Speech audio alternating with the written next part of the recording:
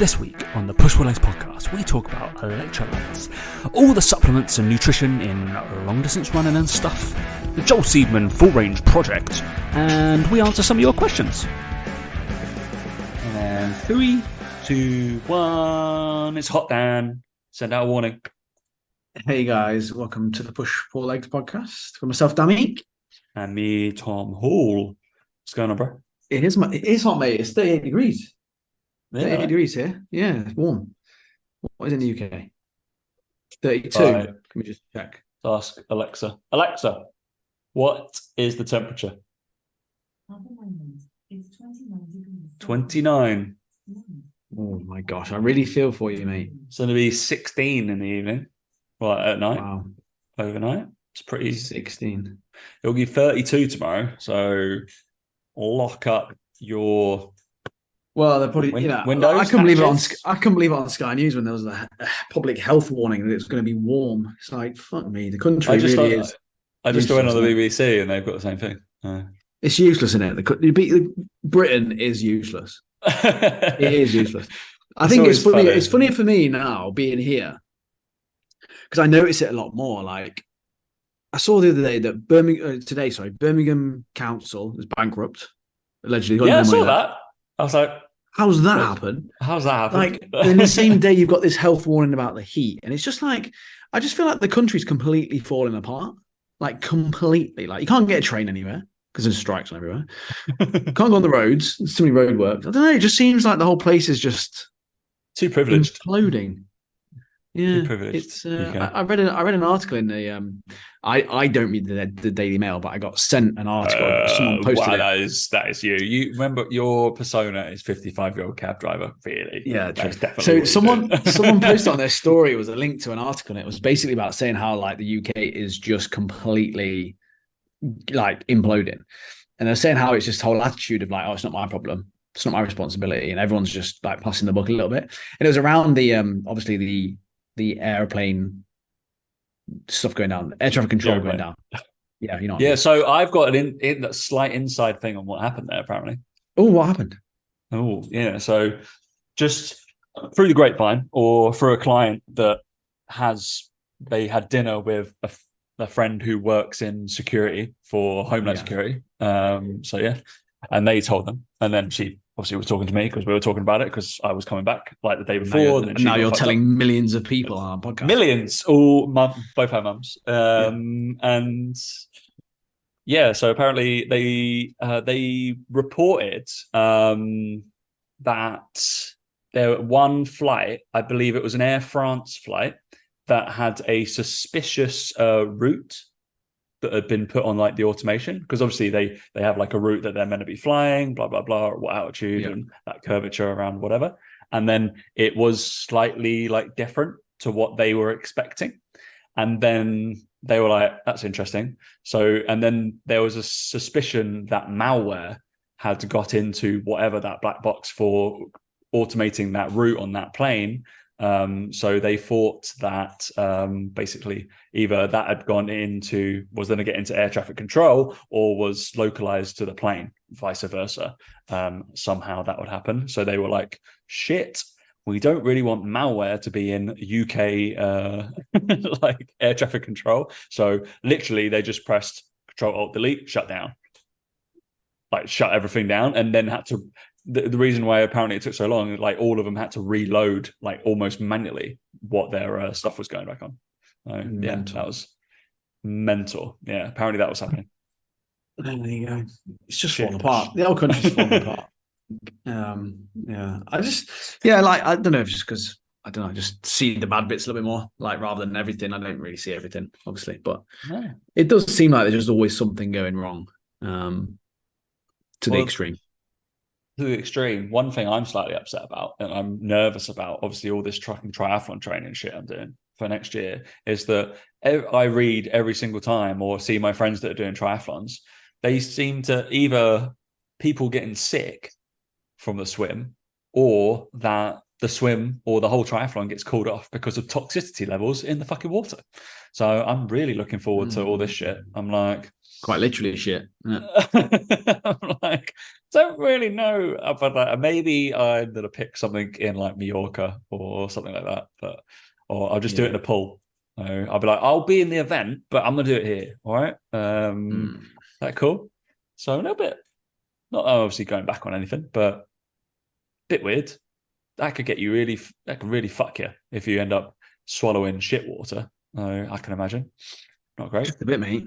Just a bit. I wouldn't do that if I was you. I mean, to be fair, I wouldn't do that anyway because of the amount of cardio involved. But that now just throws. I know, like so. My mate yesterday, he was like, "Yeah, he really, really trimmed down." FYI, on the weight scale, just so and bear in mind that like I've been doing about 2 months in, whatever. I don't know. Follow my YouTube. Fucking hell, that's the only way I know how far I'm in. And I've trimmed down for sure, but I'm also eating like a fucking pig. And what was it? Yeah, he was like, yeah, I've really noticed. Yeah, your forearms are looking less chubby. What? Your forearms? My forearms? I was like, when did I have chubby forearms? Number one. Have you noticed that? I mean, you've probably seen my forearms more than most people in the world. But they're getting leaner, mate. Yeah, for sure. Are they trim? Really I mean, maybe I should. Yeah, my arms are smaller, 100%. But yeah, they weren't big anyway, so it doesn't really matter. It's not what you want, is it? Well, waste of time, nice. So I've on my endeavor of my 1 to 2 gym sessions a week. I think I'm going to do like 100 bicep curls. Just to maintain some sort of mass. It's all right. I can still squat and shit, but yeah. Just arms every day. Arms whenever I need it. Maybe just every single time I train a client, I'm going to do at least 2-3 sets just whilst they're doing like some sort of assault bike moronic shit. I'll just do that. That's what good PTs do. Yeah. So I thought anyway. What's happening with you, Dan? Not a lot, mate. Just getting into the groove of the old golf, new golf course, which is challenging, but hey, it's fun. It's good. But yeah, other than that, not a lot, mate. Just cracking on. Sold Blitz, pretty much sold it out. I think got 3 spaces left, I think, in the end. So that was all good. Yeah, some new things coming from me and Mike over the next couple of months, but that's about it. Nothing to report just yet, but they will be coming. Lovely. Yeah, and just taking it easy, mate. Just taking it easy. Practicing for the Tom and Dan Open. That was end of October, isn't it? 7 weeks away. Ryder Cup end of this month.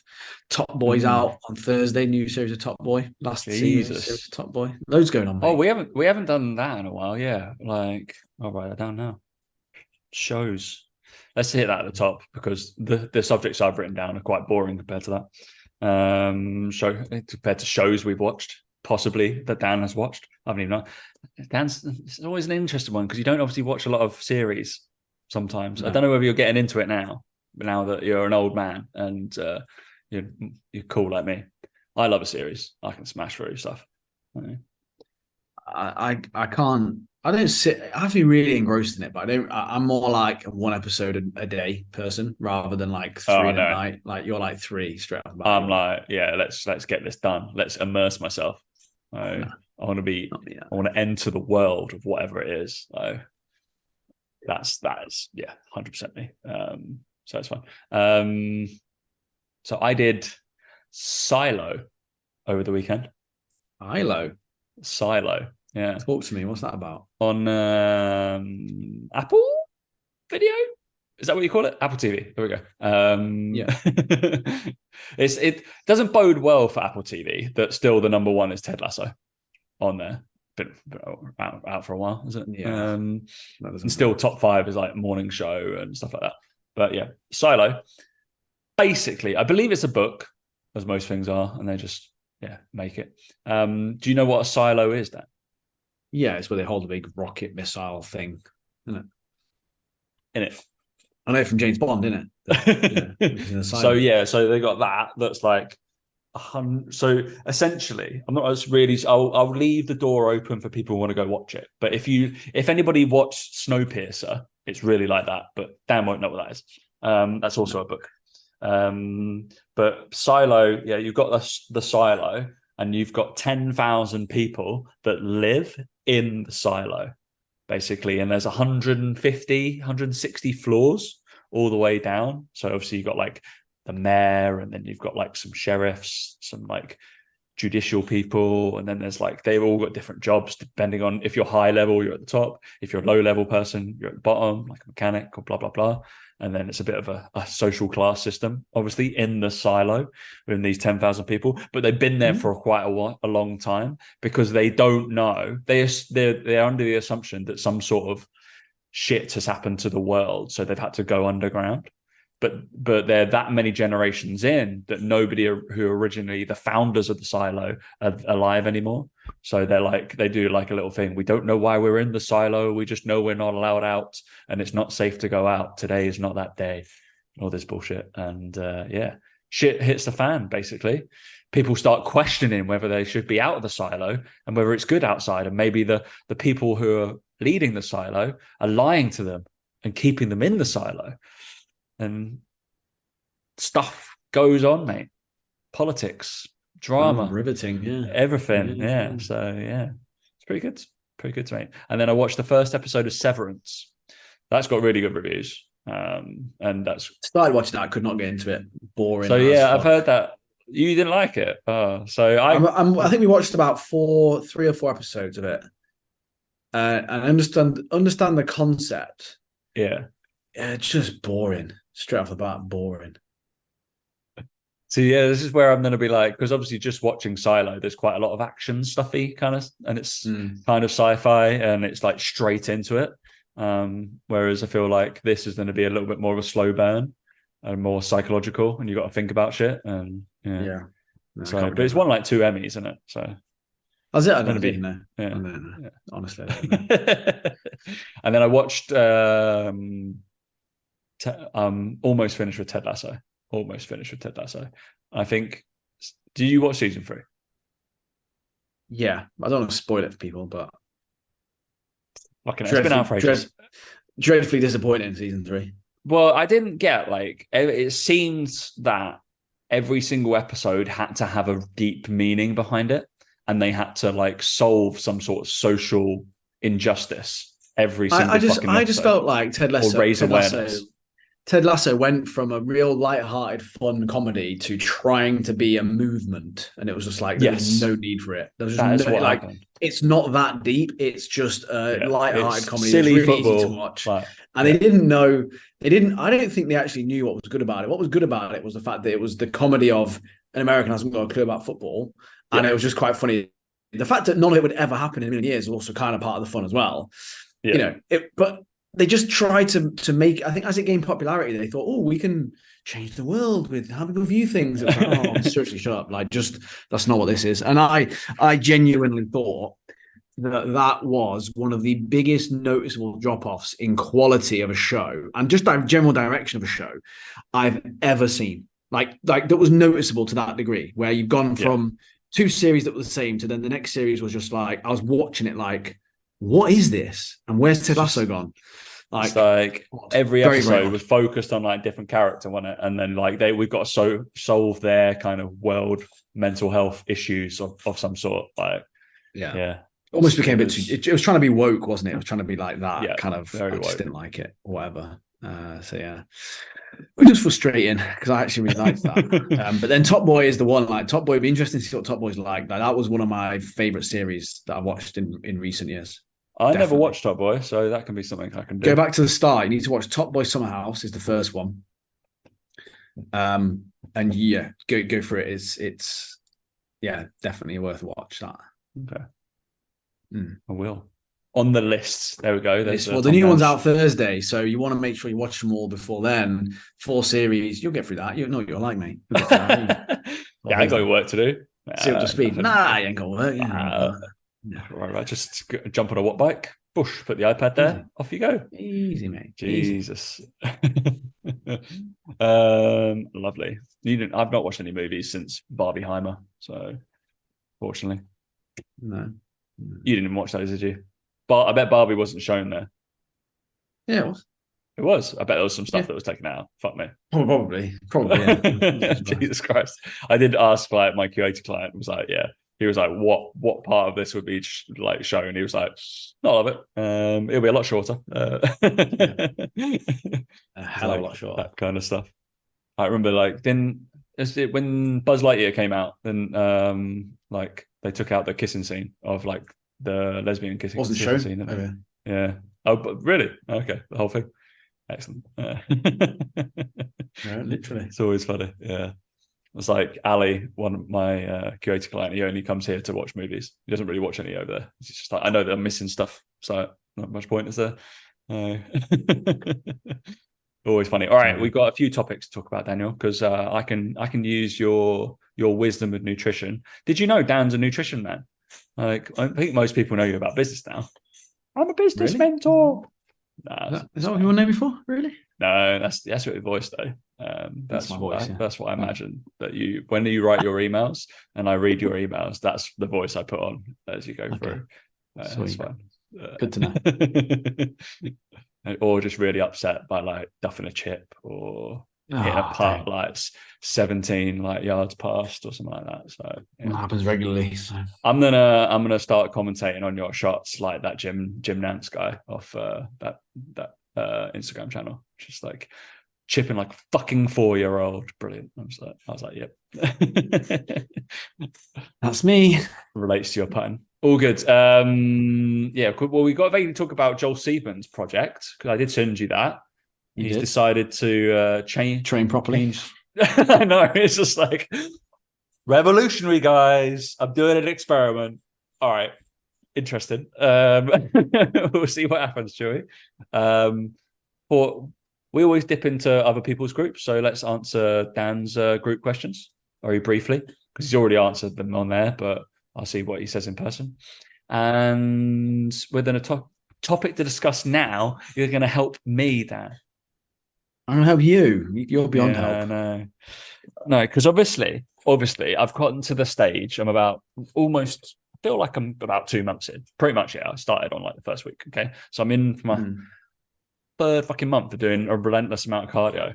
I've been looking at obviously go to my YouTube channel, but this week won't be really about my triathlon training. It'll be my gym-based training because I think people are bored of fucking Oh, you did a run, great, cool. I'll be like discussing what I did in the gym, and I want to discuss because I've saved a few of these things because fueling myself for longer stints, Dan, because obviously you're that's why I said you're a nutrition man. And I did remember that. So I was like, I'm an RN, and I was like, all right, I need to do some shit. I started talking to I know vaguely what I should be doing, but it'd be nice to hear it from the horse's mouth, eh? Unfortunately, I do train a few ultra runners. I don't really take much charge of their running. I get them fucking strong so they don't break down because that seems to be a theme. Who knew ultra runners' knees give up? Who knew when they don't do S&C? Crazy. What crazy concept? Crazy concept when they do 120,000 miles a week. You're like, Tom, I just keep to fall apart.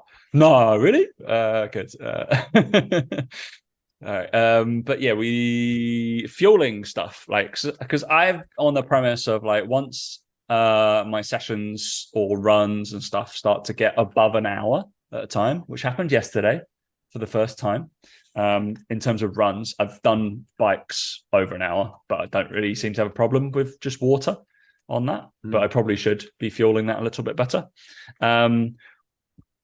Thoughts on what I should be taking or what I should be doing pre, what I should be doing post, what I should be doing during an hour to 2 hours. I'm not going to be probably doing much more than 2 hours of constant movement. But also I've got these. So I remembered I got given a gift of shit. These are not gels, which a lot of people thought they were gels on my Instagram yesterday. These are powders. You can hear the pop steroids. Steroids, yes. That's what you really need, Tom. Is you need steroids. Currently, correct. Currently ingesting 1,000 milligrams of sodium, 200 milligrams of potassium, and 60 milligrams of magnesium in my LMNT electrolyte drink mix. Yeah, you're definitely Exciting. in the realms. You're definitely in the realms now of needing intra-workout carbohydrates. Like, I there's no know. doubt about that. And you're looking at, I think for every hour of exercise at that level, you're looking at 90 grams of carbs. Is the theory? I mean, that's quite on the high end, I think. And you need a 2-to-1 split of glucose to fructose, I believe. It's been a while since I've done fucking endurance-based training, nutrition, but it's about 2-to-1 glucose to fructose mixture. And you're not going to be able to get 90 grams all in one hit. But Why the not? theory that, yeah, good luck trying that. Bagel, right? Eat a bagel as I'm going. Halfway around, yeah, eat a bagel. That's great. You can get these. So they used to have them the guy who took it in football. He used to get these ones. They were called GU. I don't know if they're still a thing. Goo gels. I swear, like the isotonic S- gels. I swear, like SIS have a fucking market lead, like always have done in this Yeah, shit. but the That's goo all I ones see. actually tasted nice, and that's why Oh, people used to really? actually quite like them. So they do one, for example, that's like, I'm just looking at one now. Chocolate and sea salt with caffeine in it. They do Okay. strawberry banana. They do, this one you'll like, Tom, espresso. Ooh. So they do these like gels, and they're basically like these energy gels again. Like, obviously, like we all know what energy gels are. But they were quite like, they tasted quite good, I think, from what I remember, because I tried some of them at the time. They got caffeine in, a bit of caffeine in, etc., etc. But yeah, they basically just got carbs in, and they're really light, easy to carry. It's that sort of thing that you're going to be going for. Realistically, cherry lime, that'd be nice. Vanilla orange sounds a bit minging. But yeah, make sure you try those out. But yeah, like they're the sort of things that you'd then be looking at, really. Goo gels. Let me see what they come up with. They must have like an actual website. Goo Energy Labs. Yeah. Something like that would be useful. You're not going to want to eat during it, like, because it's just effort. Some people do. Like, depends on how low intensity it is. You can eat technically, but it's just going to cause disruption, GI disruption, and stuff like that. But they do a pumpkin spice one, mate. Seasonal flavor. Not sure about that. But yeah, that's kind of where you're at. Is you need more than electrolytes now, basically. So start off with say 30 grams of carbs on the hour mark and see how the second hour performance is, and then from there go up. If you need, you might be able to stretch to 40 grams in the serving, 40, 45. I think you might be pushing it in terms of GI disruption at that point. But basically what you do is you'd have, say, 20 to 30 grams after an hour. You then test it again, having another 20 to 30, say 15 minutes after that. Because obviously there's a digestion element to it as well. So you just have to time it. That's what the training's for. Like, the amount of times I used to work with someone that used to be training their nutrition as well as their runs. So you'd start testing, okay, do I need to take one on 45 minutes? And do I notice the impact of that on the hour mark? Do I notice the impact of that at the hour 15? Like, thinking about that sort of stuff is going to be important. Because it's an interesting thing at the moment, because obviously I've done probably 3 or 4 like 10K efforts, and then I've just started my 12K efforts. Basically then my longer recovery runs are like an hour plus now. And my swims are about an hour, like in the pool anyway, but I won't need to do much longer than that. Like, swim time won't be anything more than probably for me 35 minutes total. So and I probably can't refuel during that time. Gonna put it out there. I don't think I can. And obviously the bike I will have to, because that's going to be a big chunk of time. Yeah, when the I bike's come going to be do the it. one. Yeah, It'll be like 3 hours on the bike. That'll be quite a lot of shit going down. But at that point. But it does seem to be a noticeable change in heart rate and my only kind of anecdotal fatigue after currently about 40 minutes, 45 minutes in. I noticeably get like less chatty. My heart rate starts to elevate slightly. I'm definitely drawing on, like, this could be a case of like just fatigue, obviously, and not being conditioned for running that long. And I'm assuming it's going to get better and better and better. But it has been noticeable that my legs start to go, I haven't got as much glycogen or as shit in as possible as I'd like. And that seems to be, I don't know whether, so from your opinion, would I need to put that like 10, 15 minutes before I feel like that's going to come on? Or will I do it, boom, that's going to come on? So. Well, there's also the theory, not a theory, it's fact, scientific proof that just having the carbohydrates in your mouth signals that your body can start to perform better and increase power output. So with that, making sure that you actually keep the gel in your mouth, swirl it around, and like your body knows it's kind of coming, because it's then gonna have an effect on your performance before it actually gets into your bloodstream. Which again, something that people are using to their advantage now. So with that in mind, I would say 15 minutes before, that's going to happen. But also as well is like there's that element to it, but there's also the element to it where it's like taking the opportunity when it comes. So for example, if you're changing from swim to bike or swim to run or whatever it is like using that opportunity to go, well, actually, I'm gonna save time if I do this now rather than slow down and make sure I fucking don't crash or whatever. I'm sure that it's not a huge problem. But there's certainly the bike's going to be the time where you could get the most in, just because of how easy it's going to be to do it. When you're running, not so much. With that, so there's as much thinking about that as well. But yeah, I think for you, once you start on like say the 45-minute mark, it's going to kick in an hour, and you're looking at then probably every 30 to 45 minutes having 20 grams of carbs in one of those sort of gels. That's what's in it, 20 grams of carbs. You then just start looking at that and going, right, how many of these can I ingest before I start getting the shits effectively? This is problem number one. And how easy is it to digest, and am I noticing the benefits and differences, with that? Because you're going to have to soon start thinking about glycogen loading the day before your event, your training sessions, never mind the event. You're going to have to actually start practicing, okay, if I fully load up on 500-600 grams of carbs a day before my training, when do I notice that difference? Because you're still at the point where, to be honest, you, in my opinion, shouldn't need the gels doing that level of training. You should be carbing up the day before. You should be going, right, I've got to be nailing 600 grams of carbs, get fully stored of glycogen. I think just by doing that, you'd notice a difference in your training performance the next day.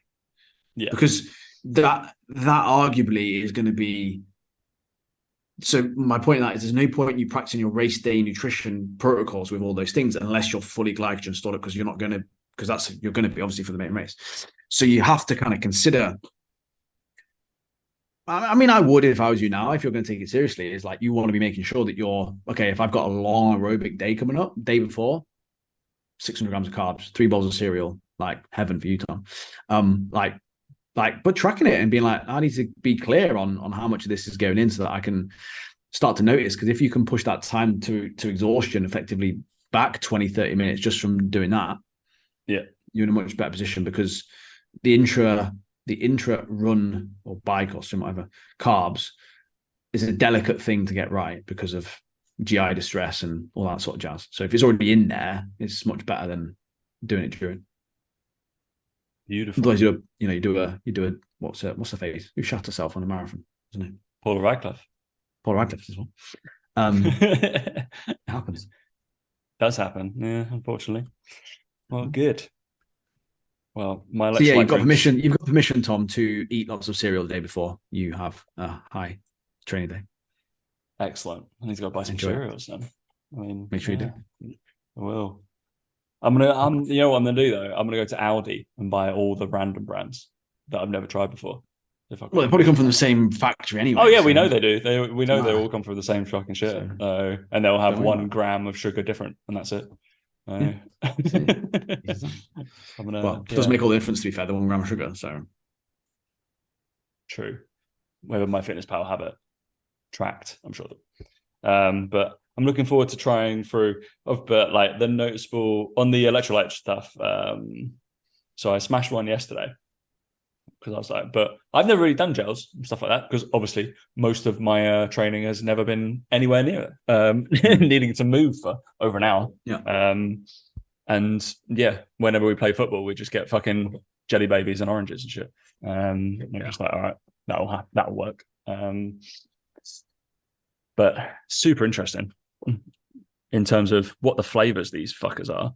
LMNT. They're a bit expensive. They work out at like £1, £1.50 a sachet. I was like, yeah, I think the Goo Energy stuff would be the same. So unfortunately, I've still got my MyProtein voucher. No, codes. That's the one. Codes. MyProtein code. So be rude not to fucking get like 40-50% off whatever they do. I'm assuming. Oh yeah, they'll have the same sort of thing. Yeah, yeah. It'll be exactly the fucking same, won't it? Surely, just yeah, bigger brand in it. But yeah, I went very safe. So which ones? So yesterday I went really, really safe, and it was just orange salt is what I had. So out of these, Dan, quickly rank these on what I'm gonna taste test every single one of them. And one of my followers was like, prepare yourself and for see if you can pick which one that I need to prepare myself for. Okay, so we have raw, unflavored. That'll just be really salty, I'm assuming. Chocolate salt, which I'm not too sure whether that's going to be good because chocolate-based drinks are not fantastic unless it's a milkshake. That's not good. It's still not going to be good at all. Watermelon salt. Yeah, might be right. Citrus salt. Standard. Raspberry salt. Mango chili. And lemon habanero. Why are they making it spicy? What the fuck? Those last two. I'll tell you that's what you want when you're running around and you're exhausted. Oh, I tell you what I'd love right now. A bit chilly. Fucking mango chili and lemon habanero. Yeah. What the fuck? So that can't be good. I know. I'm gonna do. I might have that. I don't know. Just before I run, so it's like in me, but yeah, going just so I can do a fucking taste test video. Not about that. I love the on the thing as well. It's like, all right, mix with between 16 ounces to 32 ounces of water. That's about 500 to a liter. Yeah, quite a large amount of water for the one sachet, and just to find your flavor. So like, I had about 700 mils in my big liter bottle, and so I was like, I'll just do that as kind of middle ground. Fucking salty, aren't they, Dan? Fucking salty they are. So I'll be doing it with a whole liter of water, so I'll be fully hydrated. But also I noticed my pee was incredibly yellow post run. Might put some V vitamins in there. Yeah, I was like, I'm pretty hydrated as a human. My pee is generally pretty good. That was odd. I'll report back next week on what pee flavor, pee color. We're not. Yeah, Jesus Christ, I'm not doing any of that. But yeah, we're all good. So yeah, thank you, Danny. Enjoy. Any advice from me? And yeah, you might get it. All right. Yeah, make me into a powerful golfer, Tom. There you go. Do that. No, that's not happening. If I write anything for you, you won't follow it. We both know that.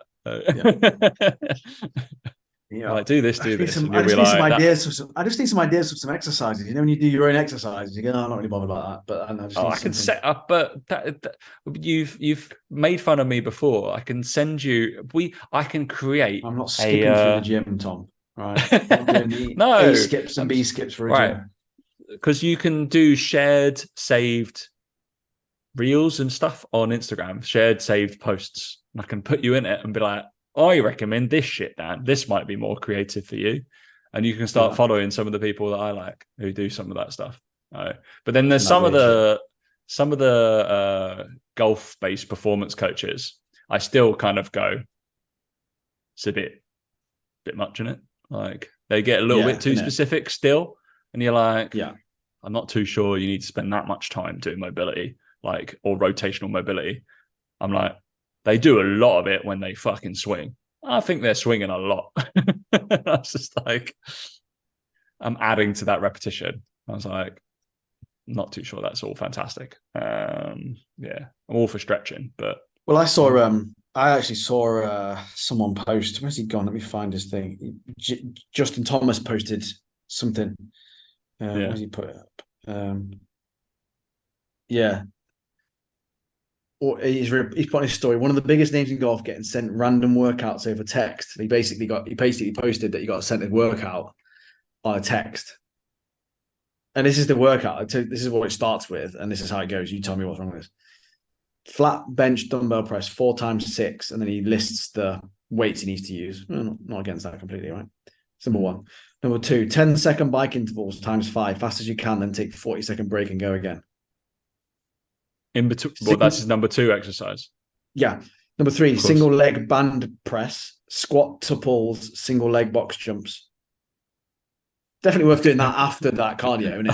After the so the only reason you would do that, and some of my clients currently are going, I've got some of this, is sparking up potentiating of like muscle groups, but you'd still have a lot of bit of rest before you. But I'd be like, I want couple of, it'd be like, I think I've done like 3 to 4 3-second hard outs on an assault bike, and then you go lift or something like that. But it's not like I'm not bothered about that. It's more just, why is that after flat dumbbell press? No, it shouldn't be anyway. No, don't get it.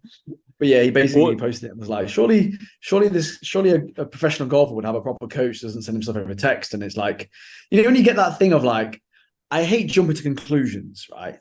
But Justin Thomas could have sent him a message saying, hey, can't get into my app, or can't find the thing. Can you text it to me? This is a bit like, maybe like I've done it before as well. Yeah, like my clients have been like, oh, I've been logged out of like Stridus or something like that. Can you just ping me a workout, like, or something like that? And I'll literally write it on notes and screenshot it and send it.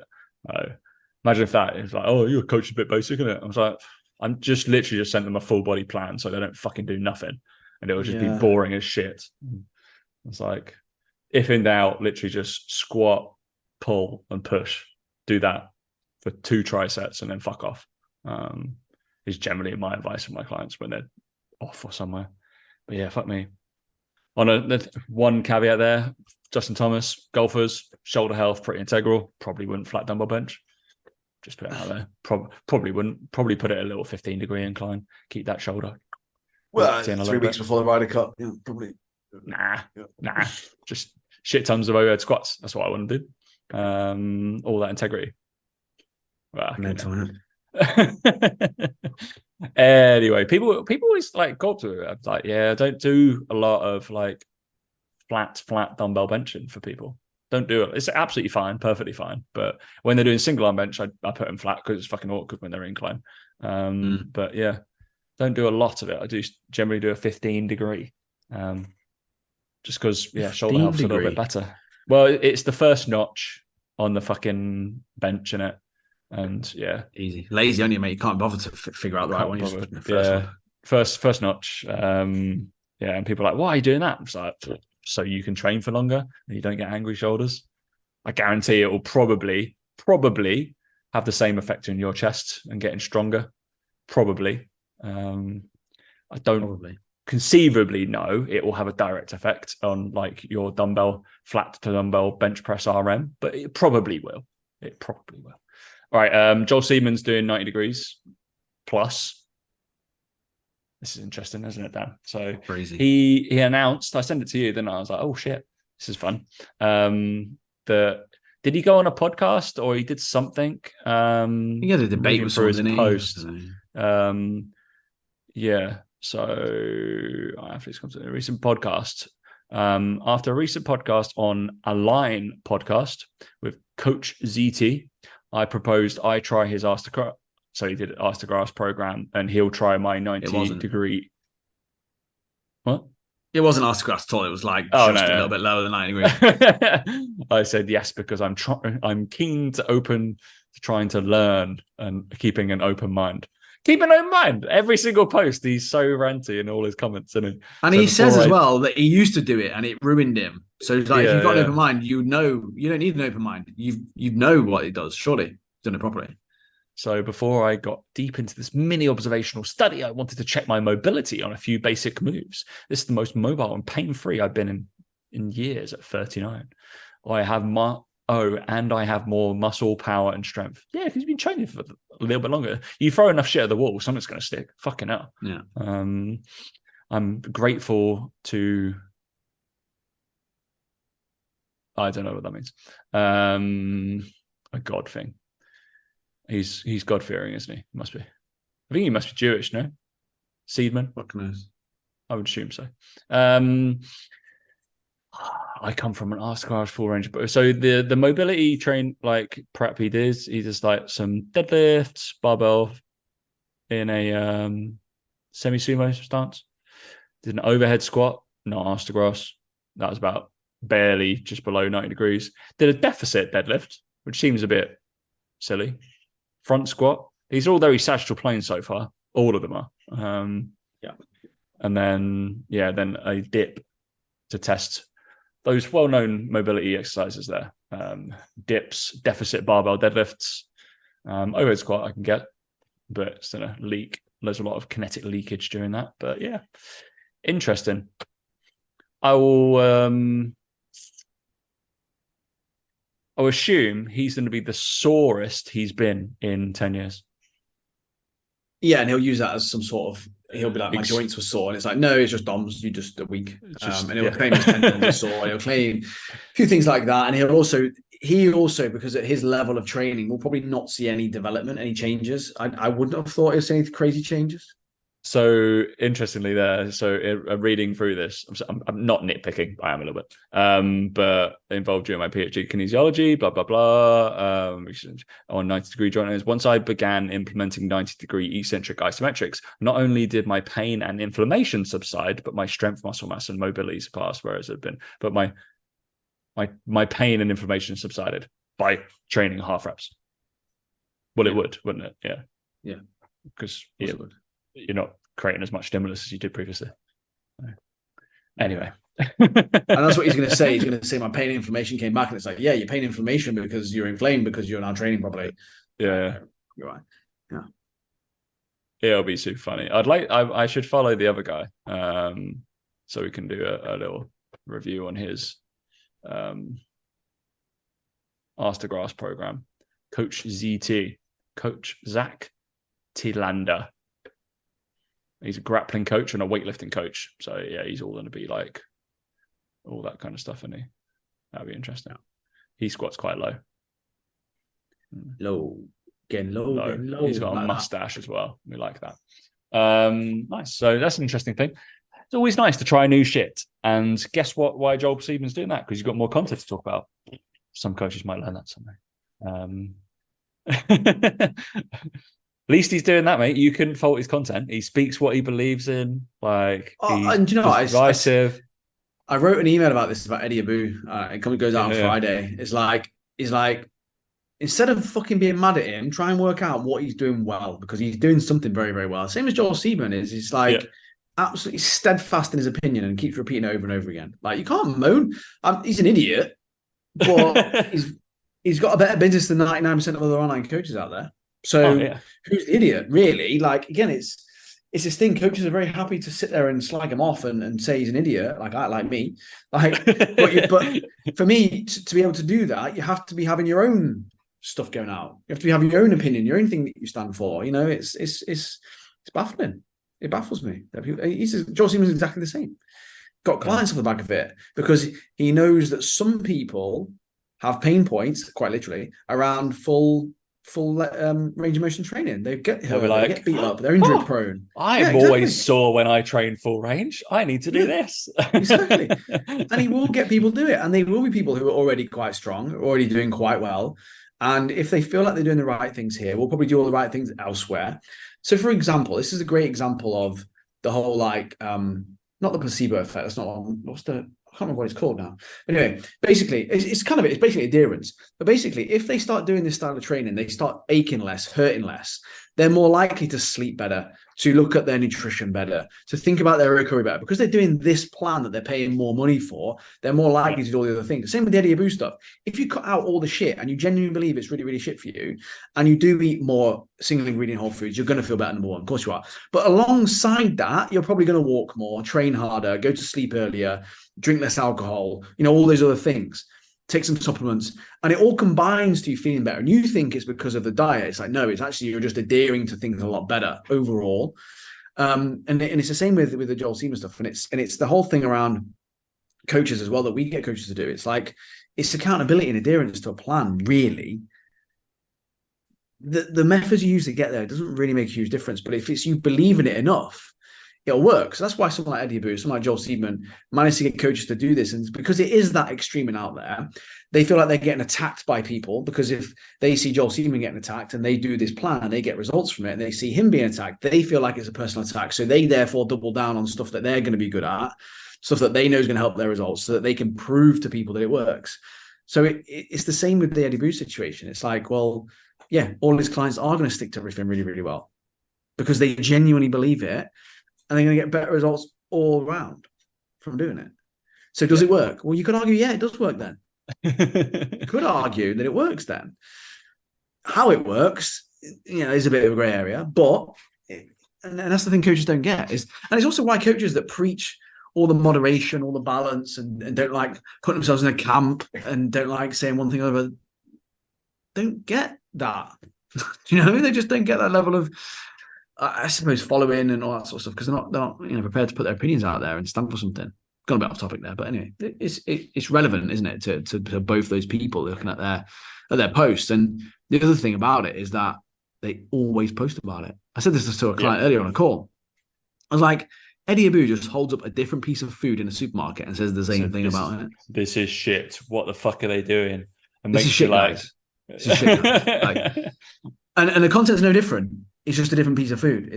What does he sell? What does Eddie Abou sell? He's got ebooks and coaching. Okay.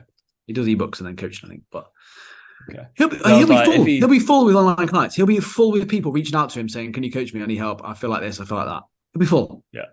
Absolutely full. No doubt about it. Joel Seedman is as well. He's full. Yeah, we know. So Joel Seedman's a millionaire. Like, absolutely smashing it. Like, must just amount of people that comment going, "Oh yeah," just if you just. Because he gets fucking interaction off his posts all the time, absolutely kills it. So you can't fault his ethic. But yeah, interesting. Yeah, that's the thing is, it's standing for something. Fuck me, it's just stand for something. No, it's hard. Eddie, there we go. Got it, Eddie Abou. He loves it. Loves it. He loves it, does Eddie? Stan Store. Click on it. Join my free Facebook group. That might be good for content. Yeah, might be actually. Oh, yeah, he does. Yeah. Muscle building guide, ultimate fat loss guide, subscribe to the YouTube channel, newsletter, Facebook group, cookbook. Get my this is shit. There you go. I knew his tagline. Brilliant. He's got me in front of my marketing. This is shit. There you go. Lovely. All right. Let's answer. Probably start selling t-shirts. It probably start selling t-shirts with it on as well soon. What's what you just said? Yeah, get my t-shirt. Oh, is that what you just said? T-shirts, yeah. Yeah. Get my this is shit t-shirt. 20 quid. Literally just says this is shit on it. And then Eddie Abou. Amazing. Yeah. Mental, isn't it? Interesting. I'm assuming that they're sold out, but he's gone from small, medium, and double extra large. Okay. yeah, because all his audience are large or extra large. So, yeah, it's like didn't do too well on the order in there, did you, Eddie? I didn't project how big your audience is, literally. Yeah.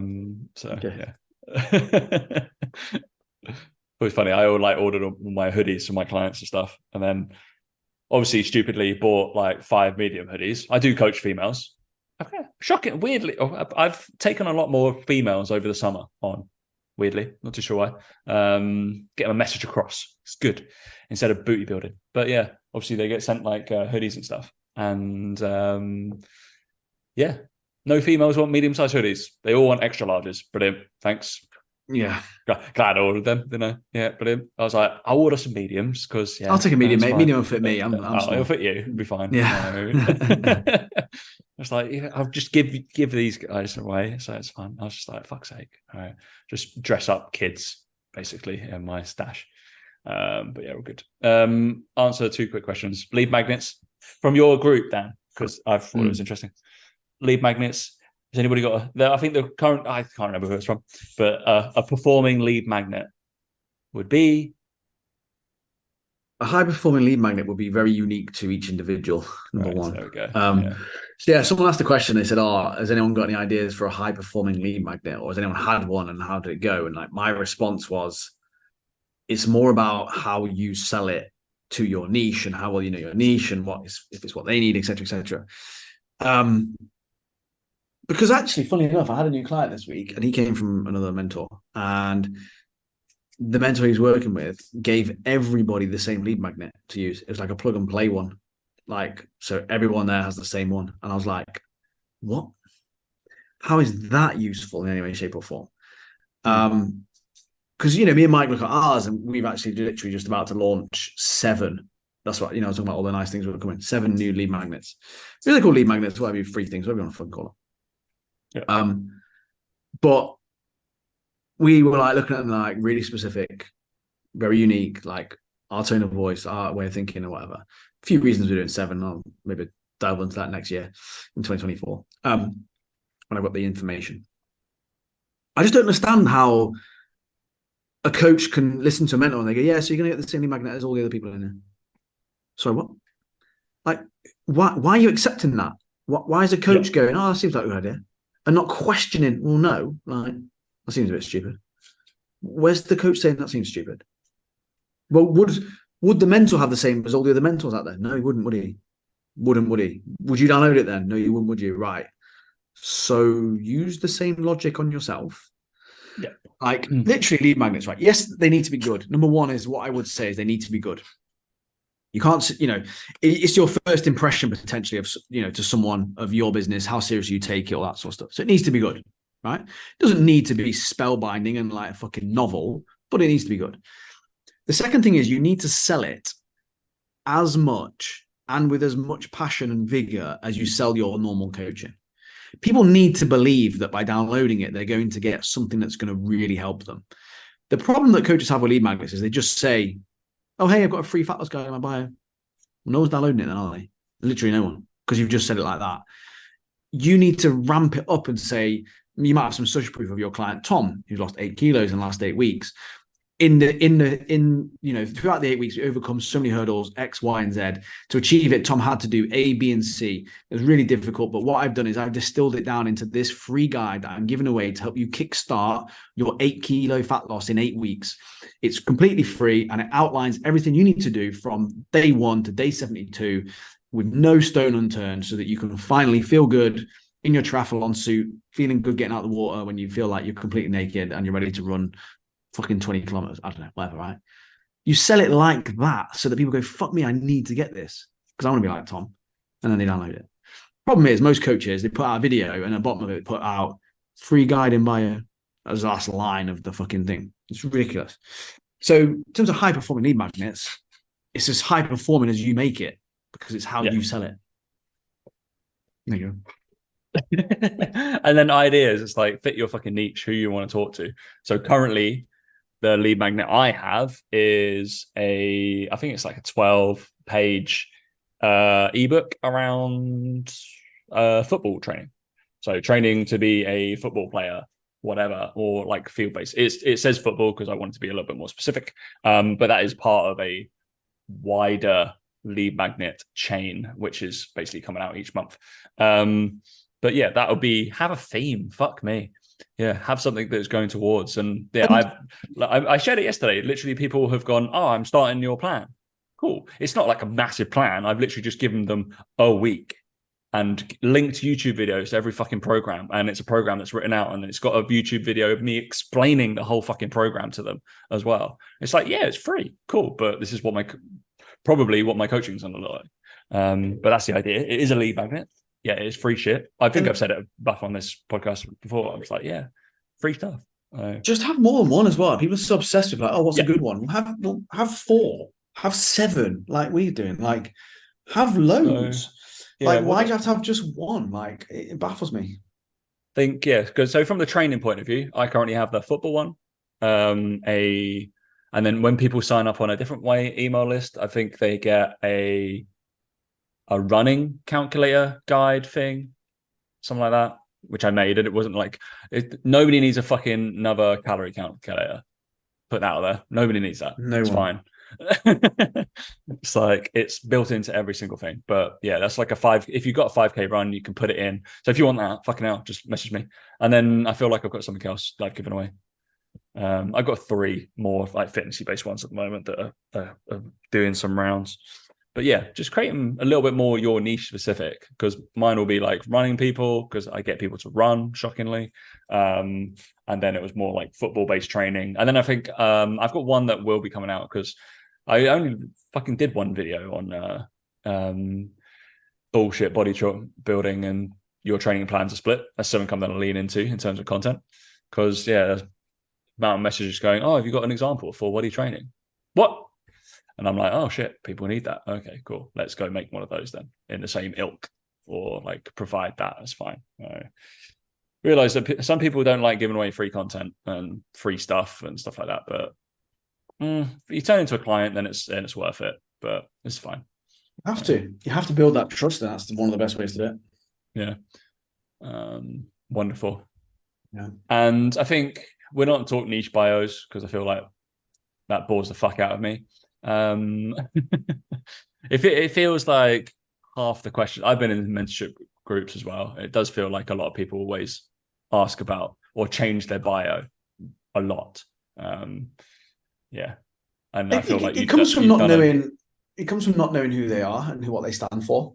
It's if someone says to me, "Oh, I'm changing my bio," I'm like, "Okay, cool." You don't know who you'd speak to then. You don't know your niche. Yeah. You don't know, or like. When I say it's not that important, it is important, but it's also not. Like, if your content is congruent throughout and it's always the same message, the bio should write itself. Yeah. Really. Yeah. Just put something random. Yeah. And then it was like, and then somebody asked about workout videos. I think we talked about this before, or like demonstration videos. You use functional bodybuilding. I've got like a batch of them. I either film myself because they're slightly niche exercises. They don't have to be fancy. Fuck me. Spend less than 2 minutes doing it. If it's in your plan, film it. Shockingly, it'll probably be all right. And then most of the time, the client doesn't care if it's not you. Just get a decent video. They just want to know what and if you can't find it for some odd reason, spend 10, 15 minutes trying to find it, then just make a note. And the next time you're training, quickly film it. That is it. And upload it. It's absolutely fine. Create a YouTube channel just for that. I think the other thing as well is people obsess over doing every single exercise. And it's like, no, just do the ones that people are going to need an example of. No one needs an example of a press up. It's like I leave some blank. They're like, oh, there's no video in this. It's fucking dumbbell bench press. Fuck off. Yeah. I expect you to know that. Like, it's fine. Yeah. Exactly. Like, it's like, oh, it's just a random video. But all right. It's all the weird. It's all the stuff that's weirdly named or requires a different movements or is unique in some way. Yeah. Well, needs a little bit of coaching on it. Lovely, mate. Any other business? Not from me. Not from you. No. I'm gonna go try. I haven't got any long distance training today, so we're all good. I got a big cycle ride tomorrow, which Dan's obviously super excited about. So I might try. Get your cereal in, mate. Try some lemon habanero. Thanks for listening, guys. We'll catch you next week. See you later.